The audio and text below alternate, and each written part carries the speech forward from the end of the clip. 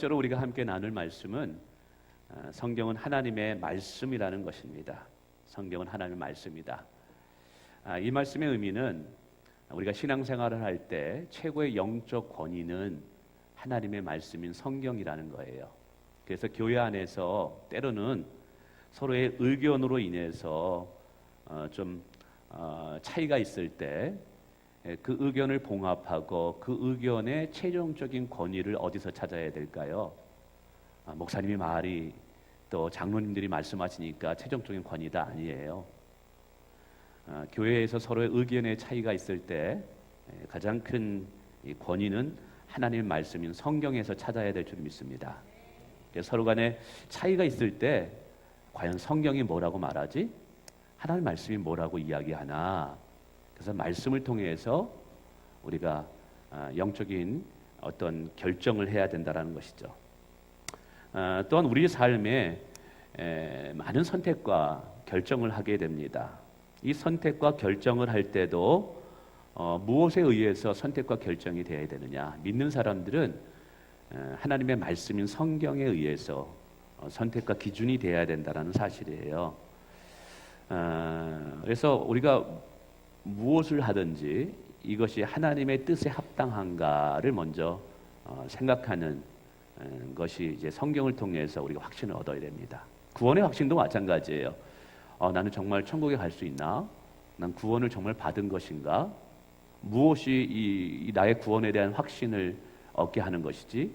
나의 체험이나 나의 경험이나 나의 감정인가? 아닙니다. 하나님의 말씀이 우리에게 구원의 확신을 주는 반석이 되는 줄 믿으시길 바랍니다. 그래서 어른이나 아이나 누구든지 나는 그리스도인입니다 라고 고백하는 사람이 있다면 성경의 권위 앞에 우리가 순종을 해야 됩니다. 성경이 여기서 이만큼 가라 하면 이만큼 가는 거예요. 성경이 멈추라 하면 우리는 멈춰야 되는 거예요. 왜냐하면 성경은 우리의 삶에 최종적인 영적 권위가 있기 때문입니다.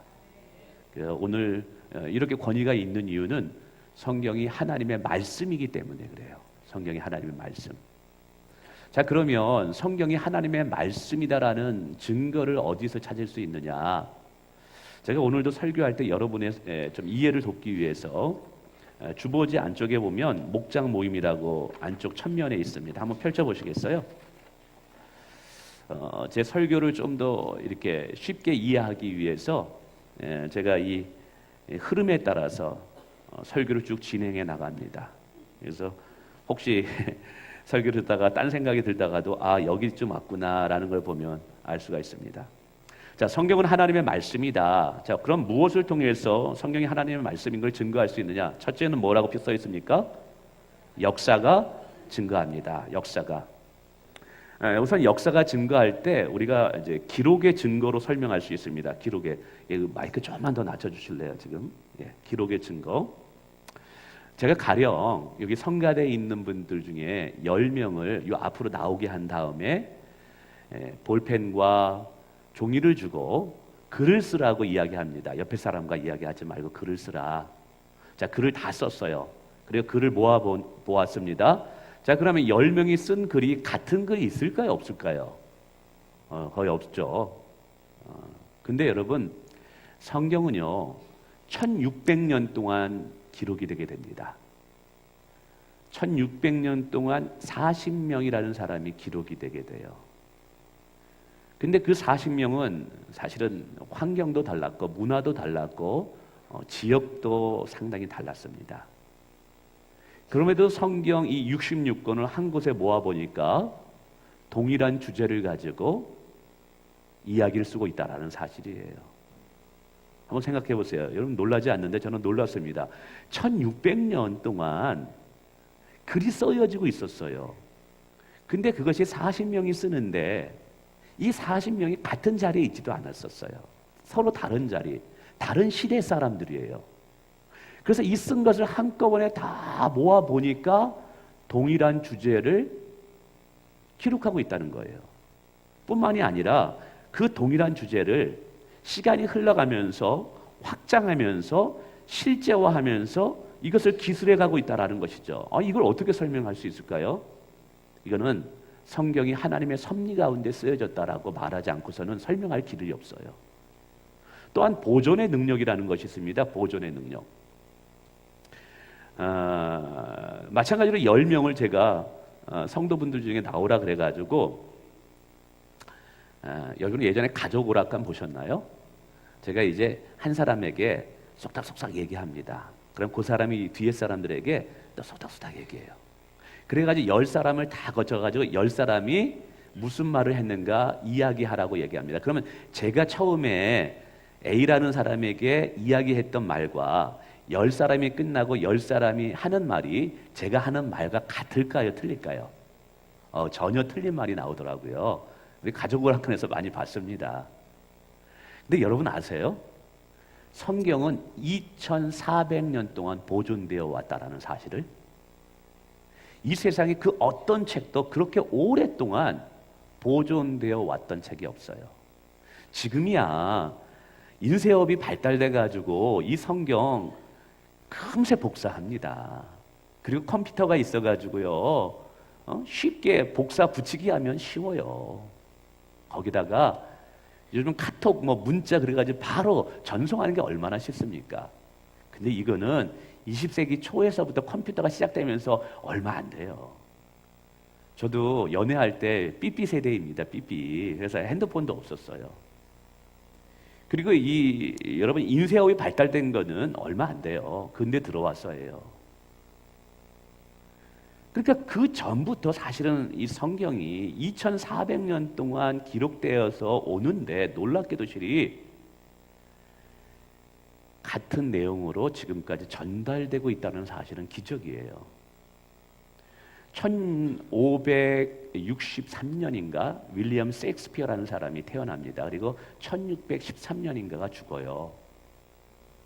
영국의 위대한 극작가이죠. 이 사람이 로미오 줄리엣 햄릿 여러 글을 씁니다.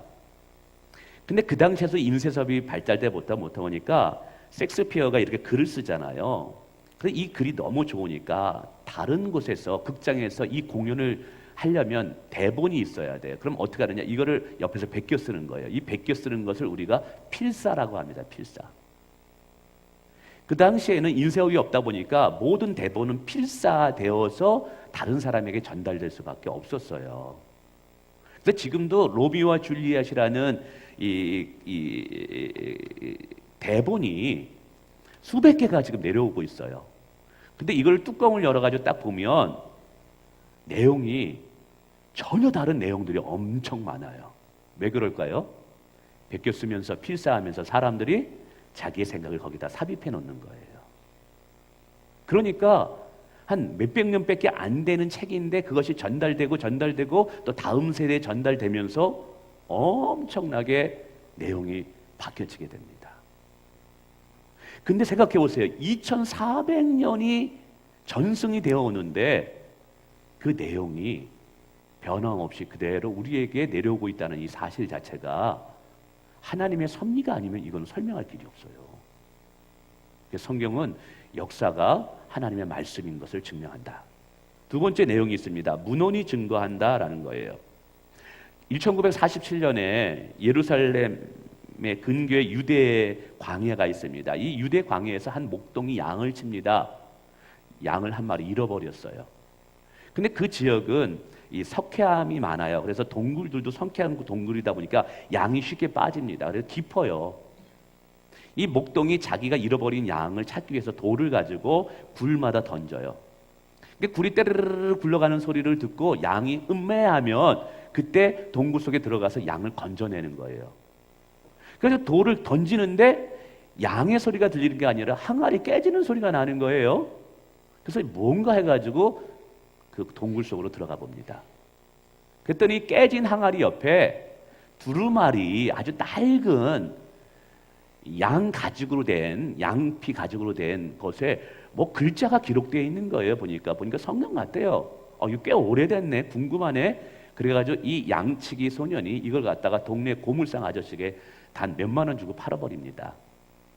근데 이 고물상 아저씨가 이걸 보고 가만히 보니까 이게 보통 오래된 것이 아닌 것 같아요. 그래서 궁금해가지고 뉴욕에 있는 유대 고고학자에게 성경 사본을 공부하는 사람에게 이게 보냅니다. 그래가지고 그곳에서 탄소 측정을 해서 이 성경이 얼마나 오래됐는가를 연구하게 됩니다. 여러분 탄소 측정이라고 있어요. 지리학에서 배우면 이 탄소 측정을 측정하면 어떤 물건이나 뭐 이런 것들이 시간이 얼마나 오래됐는가를 대략적으로 이게 연수가 나와요. 깜짝 놀랐어요. 왜요?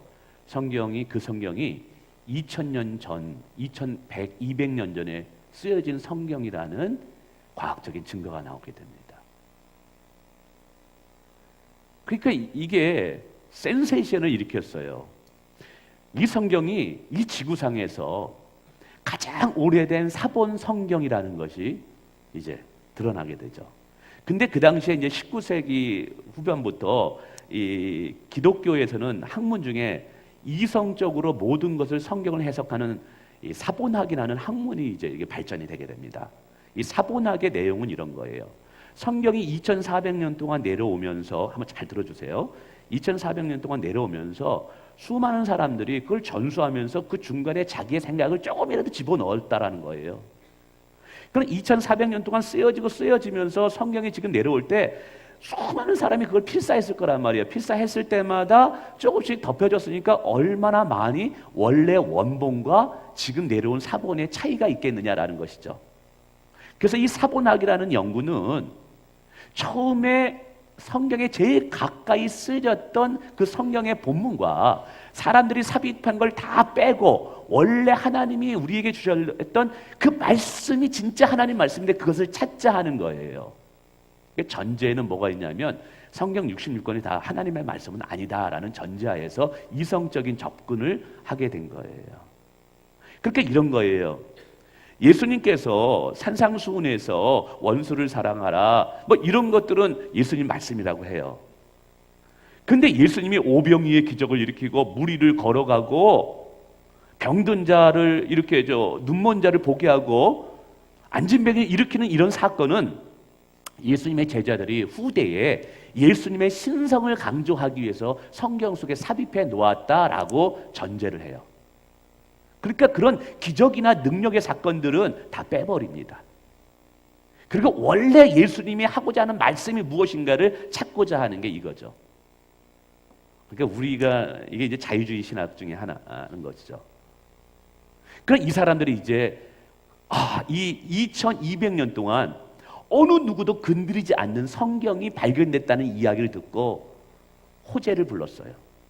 자기들의 논리와 자기들의 학문이 이제 분명히 옳다라는 것을 증거할 수 있는 자료가 나온 거예요. 지금까지 모든 것들은 가설이었거든요. 왜냐하면 성경 원본은 아직까지 지금 없거든요. 이게 계속 필사돼서 이제 내려온 거니까.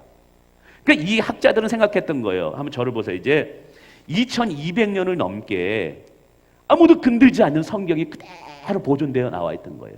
근데 이 중에 2200년 전에 여러 성경이 있었겠죠. 필사됐으니까. 근데 그 중에 여러 하나는 복사해서 필사해서 여기까지 이제 내려온 성경이 또 하나가 있어요.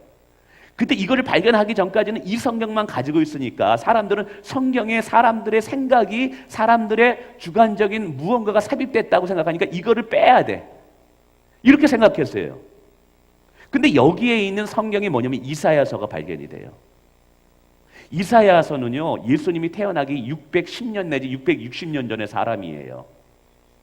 660년 전의 사람인데 이사야 53장을 보면 예수님의 십자가의 고난을 아주 묘사를 정확하게 합니다. 그래서 마치 이 글은 예수님께서 십자가에 못 박힐 때 옆에서 보는 것처럼 쓰고 있어요.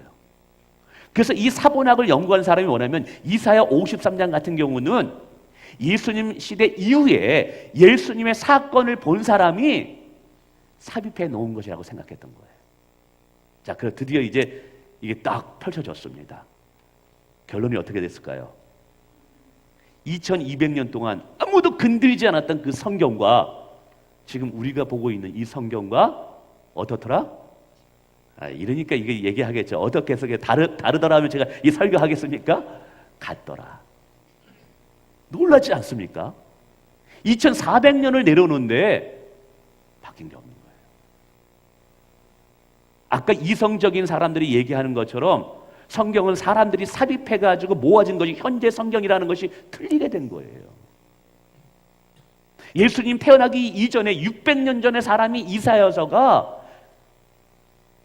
이사야 53장에 그 글을 쓸 때 후대 사람이 그걸 삽입해 놓은 게 아니라 하나님의 영감을 받고 하나님의 감동을 받고 예언적으로 써졌다는 것이 오히려 증명이 되게 돼버려요. 그래서 예수 그리스도는 누구냐? 하나님께서 구약에 보내기로 한 우리의 구원자 그리스도라는 것이 오히려 증명이 돼버려요. 이것이 발견된 뒤서부터 이성적으로 성경을 바라보는 사고나기 힘이 잃어버리게 됩니다. 그래서 지금은 그거 가지고 공부하고 대학원 가서 박사 따려고 하는 사람이 없어요. 그러니까 이러한 문헌이, 이 고고학적 문헌이 무엇을 증명하느냐? 성경이 하나님의 말씀이다라는 결론을 도달하게 되더라 이 말이에요. 별로 안 감동을 받으시는데 저는 이게 감동인데 저는 이게 할렐루야. 또 교회사가 증가합니다. 교회사가 성경이 하나님의 말씀인 것을 교회사가 증가하는데 무슨 말이냐? 초대교회 때 엄청난 400년을 거의 핍박을 받게 됩니다. 로마로부터 네로 황제 때 베드로와 바울이 다 죽임을 당하고, 근데 이 교회를 핍박할 때 무엇도 불태웠냐면 성경도 불태웠어요. 그래서 초대교회 성도들이 이 성경을 다음 세대에 넘겨주기 위해서 자기의 생명처럼 아끼게 돼요. 그리고 종교개혁의 시작은요, 성경을 이제 모든 사람이 읽고 있는 라틴어에서 모든 사람이 읽고 있는 독일어로 바꾸면서 종교개혁이 시작이 됩니다. 종교개혁을 주장했던 수많은 우리의 믿음의 선진들이 이 성경이 하나님의 말씀이라는 것을 주장하고 굽히지 않게 위해서 자기의 생명을 내어놓아요. 그래서 성경 하나님의 말씀을 지키기 위해서요, 어떤 사람은 불에 타 죽은 사람도 있어요. 어떤 사람은 자기의 목을 칼에 베어서 죽는 사람이 있습니다. 세상의 수많은 권력자들이 성경이 헛된 것이다라고 그거를 불태우고 없애려고 했어요. 심지어 19세기에 이제 이성론자들인 어떤 철학자들과 그리고 이 진화론을 주장하는 과학자들은 이렇게 예언했습니다. 20세기 후반이 되면 이 지구상에 성경책은 한 권도 없어질 것이다.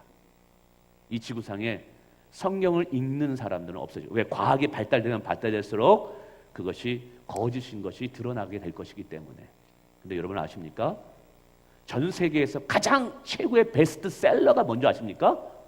성경책이에요. 성경책. 이것은 하나님의 특별한 섭리가 아니면 설명할 방법이 있다 없다? 없다라는 거예요. 교회사가 증명해요. 또 네 번째, 뭐가 증명한다고 그랬어요? 성경이 하나님의 말씀인 거를 성경이 증명합니다. 성경이. 베드로후서 1장 21절에도 보면 이 성경은 하나님께 감동을 받은 사람들이 하나님께 받아 말한 것이라고 이야기했어요. 오늘 디모데후서 3장 16절에도 모든 성경은 하나님의 감동으로 된 것으로 라고 말씀하고 있습니다. 그러니까 성경 자체가 성경이 하나님의 말씀이다라고 증거하고 있는 거예요. 제가 이게 성경을 공부하면 공부할수록 매력에 빠집니다. 왜냐하면 구약을 성경 공부를 이렇게 묵상하다 보면 이 구약과 신약이 얼마나 짝을 이루는지 몰라요. 특별히 예수님의 이 십자가의 사역과 그분의 이 사역을 쭉 생각하면서 구약 성경을 읽으면, 아니 구약 성경이 예수님이 태어나기 전에 수백 년 전들의 사람들인데 어떻게 예수님 태어나기 전에 수백 년 전의 사람들이 어떻게 정확하게 예수님이 태어나시는 장소와 또 예수님이 어떻게 사역을 하고 어떻게 예루살렘에 들어가서 십자가를 지게 되는지, 어떻게 부활하고 어떻게 성령이 오게 되는지를 수백 년 전 사람이 어떻게 그렇게 정확하게 기술해냈느냐. 기가 막혀. 불가사의 구약과 성경이 짝이 맞는 걸 보면 감탄을 합니다. 근데 이거를 설명할 수 있는 방법은요, 하나밖에 없어요. 성경은 하나님의 말씀이다. 할렐루야. 네. 그리고 다섯 번째는요, 성경이 하나님의 말씀. 나 자신이 증거예요. 무슨 말이냐? 여러분 자신이 성경에 하나님의 말씀을 증거한다 이 말이에요. 아니 목사님 내가 무슨 하나님의 말씀이 성경을 우리는 성경을 통해서 예수 믿고 구원받았습니다. 성경을 통해서 구원의 확신을 가졌고 성경을 통해서 내 인생이 변화됐다 이 말이에요. 지금도 수많은 사람들이 성경을 통해서 이 지구상에서 변화되어져 가고 있다 이 말이에요. 깡패였던 사람이 성경을 읽고 목사님이 되셨어 이 말이에요. 살인자가 전도자가 되더라 이 말이에요. 무엇이 그 사람을 변화시켰느냐? 성경이 그거를 변화시켰어요. 저의 인생을 변화시킨 것도 누구냐? 성령, 하나님의 말씀이 저를 변화시켰어요. 오늘 저와 여러분을, 이 골에 앉아있는 여러분을 영적으로 변화시키는 힘이 무엇이냐? 하나님 말씀이에요. 그래서 이 자리에 앉아있는, 이 자리에 설교하는 나 자신이 성경이 하나님의 말씀이라는 걸 증거해요. 그래서 로마서 1장 16절에 보면 하나님의 복음, 하나님의 말씀은 구원을 주시는 하나님의 능력이 됨이니라. 할렐루야. 사람을 변화시키는 것은 하나님의 말씀이에요. 말씀이 들어가면 진짜 저도 제자훈련 이렇게 가르치면서 청년들 중에 진짜 이 부모도 포기했던 애가요 지금 목사가 됐다니까 미국에서 박사학위를 받고 있어요. 성경을 가르쳤는데 이제 술 취하고 망나니 같은 사람이 장로님이 되셨어요. 참 성경을 통해서 인생이 바뀌었다 이 말이에요. 여러분 이것을 무엇을 통해 성령의 능력이 있으니까 하나님의 말씀이니까는 삶을 변화시킨다는 거예요. 아마 이 자리에 처음 교회 나오실 때 성경이 하나님의 말씀인 것을 믿지 않았던 분들도 계셨을 거예요. 우리 성가대 김상수 집사님도 교회 올 때 성경이 하나님의 말씀이라고 안 믿었대요. 설화, 소설로 저도 그랬어요. 성경 읽을 때 설화, 소설, 사람들이 꾸며낸 이야기라고 생각했어요. 근데 어느 날 성경을 읽는데 성령 하나님이 저희 가운데 팍 찾아온 거예요. 그러면서 성경을 읽는데 가슴이 뜨거워지는 거예요. 성경을 읽을 때 이상하게도 눈물이 멈추지 않는 거예요. 그냥 문자로 다가오는 것이 아니라 살아있는 축복의 말씀으로 내 안에 확 들어오는 거예요. 그리고 믿어지기 시작하는 거예요. 할렐루야. 그래서 저녁 내내 성경을 읽고 그리고 잘 때도 성경 테이프를 틀어놓으면서 가슴 벅차고 뜨거웠던 적이 있어요. 지금도 매일같이 성경을 저는 읽습니다. 가능하면 하루에 요절 하나씩 외우려고 암송합니다. 오늘도 알고 있는 요절 암송이지만 제가 정한 요절 암송에 너희는 마음에 근심하지 마라. 하나님을 믿으니 또 나를 믿으라. 짧은 구절에 요한복음 14장 1절 말씀. 저는 아침에 일어나서 새벽기도 끝나고 먼저 요절 암송을 한 구절씩 합니다. 한 10번 정도 써요. 10번 정도 내지 15번 쓰면은 그 요절 하나가 암송이 돼요. 근데 그 요절 암송을 매일같이 하나씩 암송하고 될 때 그 말씀이 내 안에 이게 채워질 때요. 그 부유함과 그 넉넉함과 풍성함과 그 마음에 염려와 걱정, 근심들이 떠나가는 것을 제가 느껴져요. 어떻게 이런 일이 일어날까요? 소설책 읽는다고 이러지 않는다니까요. 연속극 본다고 해서 내 마음에 이런 확신이 생기는 게 아니라고요. 근데 성경 읽을 땐 달라요. 이유는 간단해요. 성경은 하나님의 말씀이기 때문에 그렇습니다. 할렐루야. 그래서 성경은 성경 자신에 대해서 다양하게 표현합니다. 성경의 다양한 이해 세 번째인데요. 첫 번째는 성경은 뭐라고 표현한다고요? 생명의 양식, 영혼의 양식이다라고 말씀하고 있어요. 마태복음 4장 4절에 보면 예수님이 말씀하셔요. 사람이 떡으로만 살 것이 아니요 하나님의 입에서 나오는 말씀으로 살 것이다 말하고 있습니다. 이 말은 뭐냐면 우리의 육체를 지탱하는 것은 떡, 빵, 밥이에요.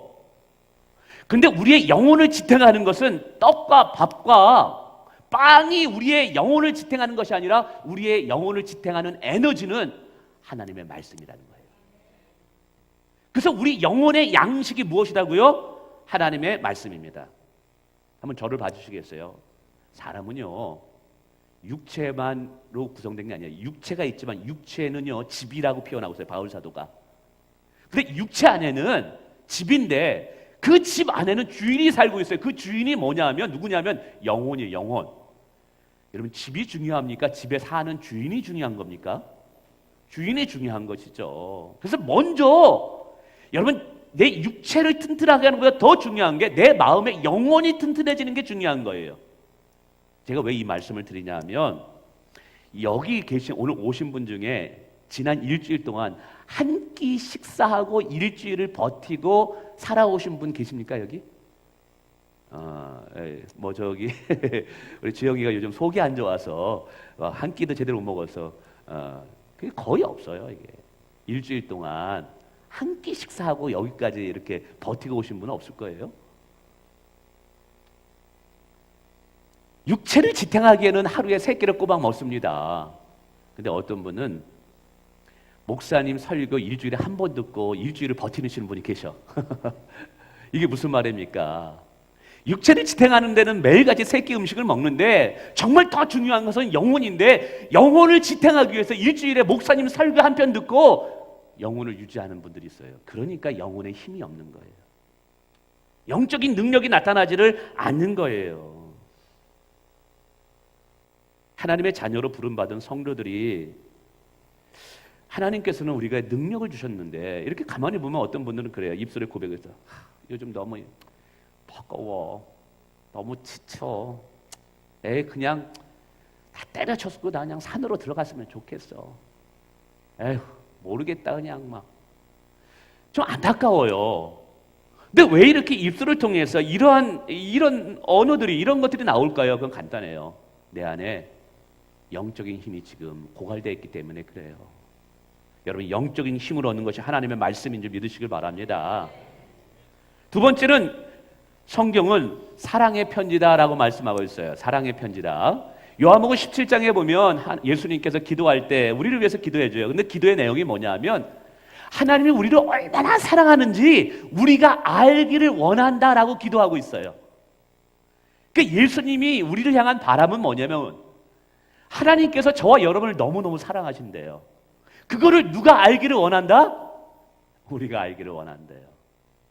그래서 하나님께서 우리를 얼마나 사랑하는지를 사랑의 편지로 우리에게 쓰셨어요. 그 사랑의 편지가 뭐라는 거예요? 성경책이에요, 성경책. 그래서 우리가 성경 어디를 펼치고 어디를 읽어도 사실은 하나의 내용이에요.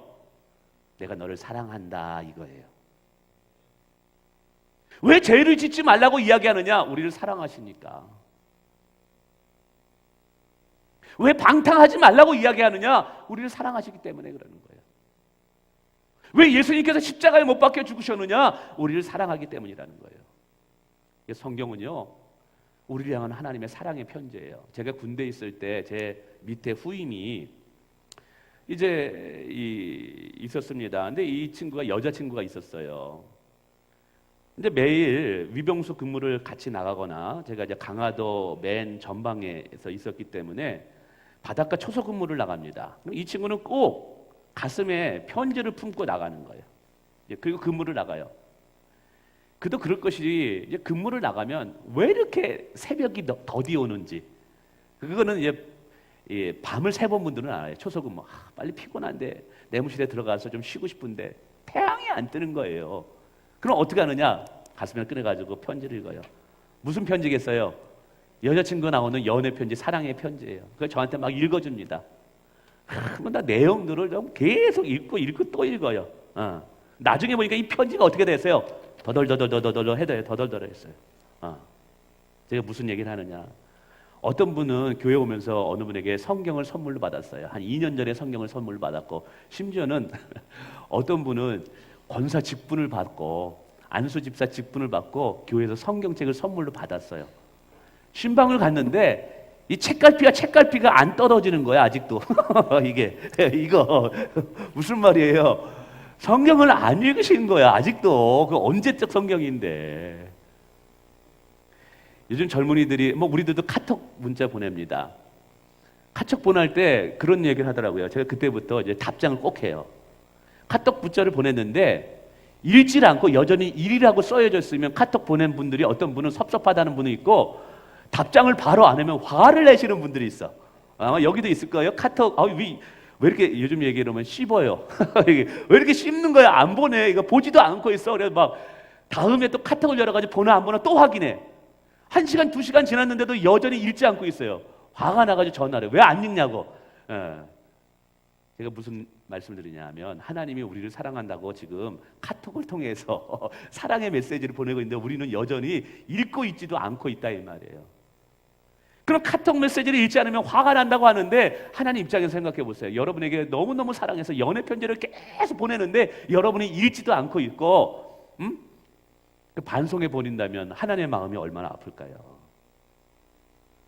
여러분, 하나님의 마음을 우리 섭섭하게 해드리면 안 됩니다. 할렐루야. 예. 어느 권사님이 신방을 갔는데 이렇게 잠을 주무실 때 성경책을 머리맡에 이렇게 두고 쉬는데요. 그래가지고 이분은 저녁마다 성경 읽는 분이구나. 그래가지고 그 어떻게 된 거예요? 물어봤더니 잠이 잘 안 오는데 성경책만 이 베개 옆으로, 어떤 때는 그래도 잠 안 오면 이 두꺼운 성경책을 이게 베개로, 목베개로 이렇게 주무시고 잔다. 그러면 잠이 기가 막히게 온다라는 거예요. 별 얘기를 다 하시네. 그래서 제가 물어봤어요. 권사님 성경책 읽으세요? 안 읽는데. 이게 가까운 지인, 제가 자동차를 탔습니다. 자동차를 탔는데 자가용 뒤에 보니까 이렇게 선반이 있잖아요. 뒤에서 성경책이 딱 있는 거예요. 근데 너무 바랬어요. 오래된 거. 야, 이분 뭐 어디 가든지 성경책을 가져가나 보다. 그래가지고 제가 이거를 혹시나 딱 봤더니 위에는 이렇게 바랬는데 밑을 딱 열어보니까 여기는 새 거예요. 뭐예요? 햇볕에 이게 바란 거야. 이게 한 번도 안 읽고 움직이지도 않은 거예요. 그래가지고 성경책이 거기 있는 데만 거기가 그 자국이 있어요. 왜 그러냐 했더니 성경책을 뒤에 놓으면 누가 와서 박지 않을 것 같다는 생각이 들어가지고 거기다 놓은 거래요. 이게 성경책이 뭐 부적입니까? 여러분, 성경은요, 하나님이 우리에게 내가 너를 얼마나 사랑하는지 아니? 이걸 알려주기 위한 사랑의 편지입니다. 할렐루야. 성경책을 읽고 하나님이 우리를 얼마나 사랑하는가를 깨닫고 하나님한테 내가 얼마나 사랑받는 존재인가를 깨달을 때 우리의 삶이 풍성해질 수 있고 우리의 삶이 은혜와 담대함이 있을 수 있어요. 또 성경은 세 번째 성령의 검이다라고 말하고 있어요. 성령의 검. 에베소 6장 17절에 보니까 하나님의 말씀, 그것이 성령의 검이라고 말합니다. 여러분, 바울 사도는 우리가 사람과 싸우는 것이 아니라 마귀와 싸워야 된다 그래요. 죄와 싸우라고 이야기하고 있어요. 오늘 우리의 싸움은 마귀와 싸우는 것이고 죄와 싸우는 거고 여러분 세상의 유혹과 싸우는 거예요. 근데 싸울 때 우리가 영적 무장을 해야 되는데 그 무장하는 무기 중에 공격용 무기는 하나님 말씀밖에 없다는 거예요. 그래서 예수님께서도 마귀가 예수님을 시험할 때 무엇을 가지고 마귀를 물리쳤냐면 하나님의 말씀을 가지고 물리쳤다는 사실이에요. 할렐루야. 그래서 하나님의 말씀이 우리 가운데 심겨지게 될 때, 하나님의 말씀이 우리 가운데 충만하게 지길 때 마귀의 시험과 세상의 유혹에 우리는 넘어지지 않을 수 있음을 믿으시길 바랍니다. 여러분, 오늘도 성령 하나님은요 우리에게 감동을 하심으로 오늘도 우리에게 말씀하셔요. 고린도후서에서 바울이 그걸 얘기해요. 그럼 하나님의 영이, 성령님이 우리에게 어떻게 감동을 통해서 말씀하시느냐? 하나님의 말씀을 기억나게 하심으로 감동하셔서 말씀하세요. 그래서 요한복음 14장에 보면 성령님이 하시는 역할이 뭐냐면 하나님의 말씀을 기억나게 하고 생각나게 하는 것이 성령의 역할이래요. 그러니까 오늘 하나님께서는 저와 여러분에게 하나님의 음성을 계속 들려주고 싶어요. 근데 말씀을 몰라. 그러면 하나님께서 우리에게 말씀을 들려주는 폭이 좁을 수밖에 없는 거예요. 성령과 영적인 신령한 교제를 할 수 있는 폭이 좁을 수밖에 없는 거예요. 근데 하나님의 말씀을 많이 알고 있어요. 하나님의 말씀을 많이 암송하고 있으면 성령 하나님께서는 다양하게 폭넓게 오늘 우리에게 하나님의 말씀을 들려줄 수 있는 거예요. 그래서 성경을 얼마나 많이 알고 묵상하고 하나님의 말씀을 암송하느냐에 의해서 성령님과 더 친밀하고 더 폭넓은 교제를 할 수 있다. 할렐루야. 네. 특별히 여기 목자분들 계시고 일부 예배 때는 교사분들에게 말씀드렸습니다. 우리 목자분들은 목원들을 권면하고 가리키는 역할을 합니다. 근데 여러분이 말씀을 모르잖아요. 성경을 모르잖아요. 그럼 말씀을 가르칠 때, 권면할 때 자기의 경험과 자기의 가치관으로 권면하게 돼요. 그럼 인간적인 가르침이 되게 될 가능성이 높아요. 근데 말씀을 많이 알고 말씀을 많이 묵상하고 있으면 서로 영적인 은혜를 나누고 영적인 교제를 하면서 말씀에 권면을 할 때 성령 하나님이 그 말씀을 떠오르게 하셔요. 그래서 내 입에서 나오는 말씀이 그냥 하나님의 말씀으로 권면하게 돼요. 할렐루야. 그러면 하나님께서 원하시는 하는 그 말씀을 전하게 되는 내가 축복의 통로가 되는 것이고 그 말씀이 힘이 있기 때문에 영적인 힘의 권면이 들어가는 거예요. 그래서 영적 지도자라면 기억하셔야 돼요. 내가 지금 하는 이 말이 이 권면이, 자녀들을 향한 가르침이 하나님의 말씀에 합당한가 합당하지 않는가 정도는 그 알 수 있는 수준이 돼야 된다라는 거예요. 내가 지금 권면을 하고 말씀으로 지금 이끌어 가는데 이게 지금 하나님의 말씀인지 내 경험인지. 여러분, 하나님의 말씀은 성령의 검이십니다. 네 번째, 성경은 영혼의 배터리라고 말합니다. 어제 이렇게 보니까 어떤 분은 이제 트로트 노래 제목과 같다라고 했는데 사랑의 배터리가 아니라 영혼의 배터리예요. 영혼의 배터리. 자동차가 아무리 좋은 자동차라도 배터리가 고갈되면 시동이 안 걸리고 운전을 못 해요. 골로새 3장 16절에 보니까 너희 안에 그리스도의 말씀을 채우래요. 너희 안에 그리스도의 말씀으로 충만케 하래요. 그 말씀이 충만할 때 시와 찬송과 신령한 노래와 감사와 진정한 하나님 앞에 자원하는 순종이 나올 수 있다는 거예요. 그래서 골로새 3장 16절에 말씀 충만하면요, 에베소서 6장의 성령 충만과 같아요. 이런 결론이 나옵니다. 말씀 충만이 성령 충만이다. 내 안에 성령이 충만할 때 성령은 뭐를 말하냐? 성령의 의미는요, 디나미스예요. 디나미스. 이 디나미스라는 단어에서 다이나마이트라는 것이 나온 거예요. 성령은 권능이에요. 능력이에요. 그래서 결국 말씀에 이게 사로잡히고 말씀이 충만한 자는 능력 있는 권세의 삶을 산다는 사실을 믿으시길 바랍니다. 요무 1장 18절에 말씀하십니다. 영접하는 자 곧 그 이름을 믿는 자들에게는 하나님의 자녀가 되는 무엇을 주셨으니? 권세를 주셨으니라 했어요. 권세. 그러니까 오늘 우리가 하나님의 자녀로서 권세 있는 삶을 살면서 누리면서 살아야 돼요. 근데 어떤 분들은 가만히 보면 이래요. 목사님, 나 시험 들었어요. 뭐 이렇게 시험 들었다는 말이 많은지 몰라. 뭐 하면 시험 들었대? 뭐 얘기가 나오는 게 부정적이고 비관적이고 믿음의 얘기가 없는 거야. 긍정적인 말이 없어요. 왜 그럴까요? 예수님 말씀하셨어요. 사람은요, 자기의 입에서 나오는 말은 자기의 안에 있는 생각하는 것이 입으로 나온대. 그래서 열매로 그 나무를 알리라. 내가 내 안에 있는 생각은 입술로 표출될 수밖에 없겠다라는 거예요. 근데 왜 이렇게 뭐 시험에 들었다, 뭐 이렇게 부정적이고 비관적인 이야기가 나올까요? 왜 입술을 통해서 나올까요? 입술이 문제일까요? 입술이 문제가 아니에요. 마음이 말씀이 지배하지 않기 때문에 그런 거예요. 마음에 말씀이 지배하지 않기 때문에 하는 거예요. 할렐루야. 여러분, 우리 안에 말씀이 충만하게 되면 권세 있는 삶을 산다고 이야기하고 있어요. 하나님의 자녀답게 당당하게 살 수 있고요. 그래서 마귀가 와가지고 우리를 시험한다 할지라도 말씀이 있으면 여러분 한 길로 왔다 7길로 떠나가는 거예요. 성경을 우리에게 주신 이유가 있습니다. 간단히 3가지로 얘기하는데, 첫째는 죄인이 구원을 얻는 데 있어요. 죄인이 구원을 얻게 하는 데 있다. 이런 성경의 가장 중요한 이유 중에 하나가 죄인이 어떻게 해야지 구원을 받고 하나님의 자녀가 되는 것을 알려주는 것, 그것이 성경이에요.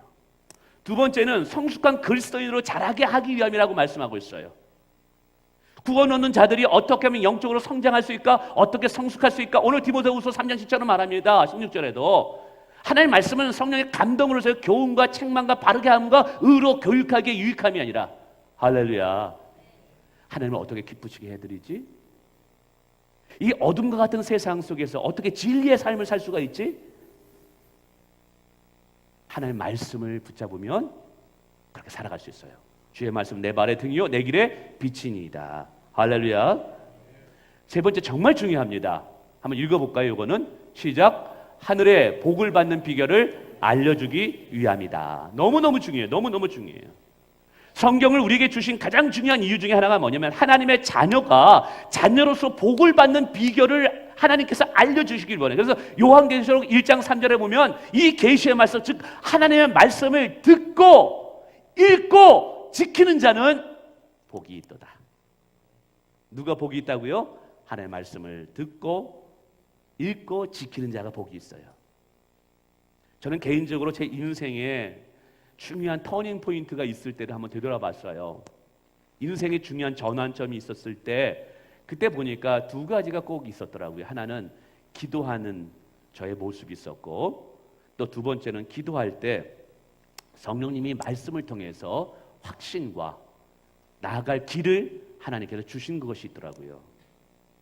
가령 제가 이제 저는 예수 그리스도를 늦게 군대 제대하고 나서 본격적으로 믿기 시작했습니다. 하나님 앞에 의미 있는 인생을 살고 싶은데 과연 그 의미 있는 인생이 무엇일까 고민을 많이 했어요. 하나님 앞에 한 번밖에 없는 인생인데 내 인생 전부를 하나님께 드려서 내가 가치 있는 인생을 살아야 되겠다 고민을 많이 했어요. 그 기도를 하는데 어느 날 성령 하나님께서 내게 감동을 주시는 거예요. 이사야 6장 6절의 말씀인데 하나님이 이렇게 묻는 거예요. 이사야에게 묻는 거였어요. 누가 나를 위해서 갈꼬? 근데 이사야가 말합니다. 주님, 제가 여기 있습니다. 나를 보내소서. 근데 이 말씀이 그냥 성경의 문자로 들어오는 것이 아니라 내가 해야 할 고백으로 나의 말씀으로 들어오더라고요. 주님, 제가 순종하고 신학의 길을 가겠습니다. 이제 결혼을 해야 되는데 결혼할 자금이 없는 거예요. 진짜 통장에 돈이 한 푼도 없는 거예요. 근데 이 장인어신 되는 이광훈 목사님이 딸을 줄 테니까 결혼을 하라는 거예요. 이제 이게 걱정이 된 거예요. 돈은 진짜 그때 등록금도 없고요. 조카 집에서 제가 얹혀서 살았다니까. 이거 뭐 양복도 이게 학교 가가지고 밥값이 없어가지고 밥도 제대로 이게 책 사다 보니까 돈이 없어서 밥도 못 먹어요. 근데 무슨 돈으로 해요? 방법은 기도밖에 없어요. 기도했어요. 근데 기도하는데 하나님께서 주시는 말씀이 뭐냐면 그거더라고요. 도희야, 사람의 생각과 하나님의 생각이 다르다. 사람의 뜻과 하나님의 뜻이 다르다. 너는 철저히 하나님만을 신뢰하면서 순종하며 나가라. 내가 그 말씀 듣고요. 그래, 사람의 생각과 하나님의 생각이 다르군요. 아멘 하고 순종했어요. 지금까지 결혼하고 아무 문제 없이 잘 살고 있습니다. 유학을 갈 때도 마찬가지예요. 뭐 그렇다고 넉넉하지도 않고 돈도 별로 없는데 야, 이 유학의 길을 간다. 이 유학에 가는 이게 영어는 좀 준비가 됐는데 돈이 준비가 안 됐더라고요. 여러분 유학 가보시면 알겠지만 돈이 어마어마하게 들어요. 가긴 갔는데 중간에 돈이 없어가지고 돌아오면 어떻게 하지? 이 걱정이 드는 거예요. 이거 기도밖에 없잖아요. 기도하는데 하나님께서 말씀하시는 거예요. 이스라엘의 하나님은 이스라엘 백성들을 광야에서 이끌 때 도희야, 굴묘지역이 있게 했느냐? 그 옷이 허르게 만든 적이 있느냐? 만나와 메추라를 죽이면서 40년을 먹이셨는데 왜 너를 못 먹이겠느냐? 그러시는 거예요. 거기서 말씀에 믿음이 생기는 거예요. 그렇지. 이스라엘 백성들 농사도 짓지도 않았는데 40년 동안 먹이고 입히신 분이 하나님이야. 레마의 말씀으로 들리는 거예요. 도전했어요. 유학사 3년 동안요. 아주 거기 가 있는 신학생들 중에 제일 풍성하게 쓰고 남게 하나님께서 하셨어요. 제 아내가 4, 5년 전에 암에 걸려가지고요. 정말 이게 고민이 되더라고요. 그때 공교롭게도 저희 어머님은 또 침대에서 떨어져가지고 고관절 수술을 받아가지고 두 분 다 병원에 입원했는데 아내에게 신방 갔다 어머니 두 분이 이제 집으로 돌아야 되는데 어머니를 선택하자니 아내가 걱정이고 아내를 선택하자니 어머니가 불쌍하고 형님과 누님들은 어머님을 모셔갈 생각은 안 하고 있고 야 중간에 이게 어제도 금요 기도 때 얘기하는데 어떻게 해요? 기도할 때 하나님이 말씀하시는 거예요. 두려워 말라. 내가 너와 함께함이라. 놀라지 마라. 나는 내 하나님이 대민이라. 나는 강하고 담대하라. 그 말씀이 내 평안이 들어오는 거예요. 그러면서 그걸 극복하고 이기게 되더라고요. 할렐루야. 요즘은 제가 또 고민 중에 하나가 있어요. 교회가 빨리 부흥됐으면 좋겠는데 왜 이렇게 빈자리가 있지? 우리 장로님 기도할 때마다 제가 아멘을 제일 크게 했어요. 빈자리를 채워서 할 때 아멘 했어요. 근데 기도해서 이게 자꾸만 조급한 거예요, 제가. 그런데 기도하는데 한 번도 실수하지 않는 하나님의 주권을 넌 믿어라. 하나님의 때를 기다리라. 그 말씀이 내 안에 레마의 말씀으로 다가오니까 평안한 거예요. 하나님의 주권을 믿습니다. 실수하지 않는 하나님을 내가 믿습니다. 인내하면서 하나님의 때를 기다리겠습니다. 그 인생의 전환점마다 하나님께서 말씀으로 응답하셔서 그 말씀을 믿고 순종하고 나갔더니 복받는 자가 되었더라 이 말이에요. 하나님을 경험하고 살아계신 하나님을 체험하는 자가 되더라 이 말이에요. 여러분 하나님의 말씀은 살아있는 능력의 말씀입니다. 오늘 성령 통해서 말씀하실 때 아멘으로 순종하는 자에게 하나님은 복을 주심을 믿으시길 바랍니다. 아멘. 성경을 대하는 태도는 이제 쭉 7가지를 했는데요. 맨 마지막 하나, 나머지는 목자를 통해서 들으세요. 목자분들이 다 설명해 줄 거예요. 근데 부탁을 드리는 건 여러분 공부할 때 부탁드립니다. 꼭 교회에서 검증받은 것, 목사님이 허락한 곳에서만 성경 공부를 꼭 해주셔야 돼요. 왜 그럴까요? 요즘 이단들이 교회에 들어와서 비밀리에 저기 은혜로운 성경 공부가 있으니까 가보자 이래가지고 신천지에 넘어지고 얼마나 이 교회를 떠나는 분들이 많은지 몰라요. 그래서 여러분 부탁드립니다. 가능하면 아니 성경 공부는 목사님께 허락을 받고 목사님께 검증을 받은 것에서 꼭 해주세요. 할렐루야. 말씀을 맺습니다. 성경은 누구의 말씀이라고요? 하나님의 말씀이에요. 그렇기 때문에 능력의 말씀이기 때문에 그 말씀이 들어오면 우리의 삶이 변화됩니다. 그 말씀은 축복의 말씀이에요. 그래서 그 말씀대로 순종하는 자에게 하나님은 복을 주심을 믿으시길 바랍니다. 그래서 1년 동안 성경 열심히 읽고 하나님 말씀 안에 거하는 저와 여러분 되길 축원을 드립니다.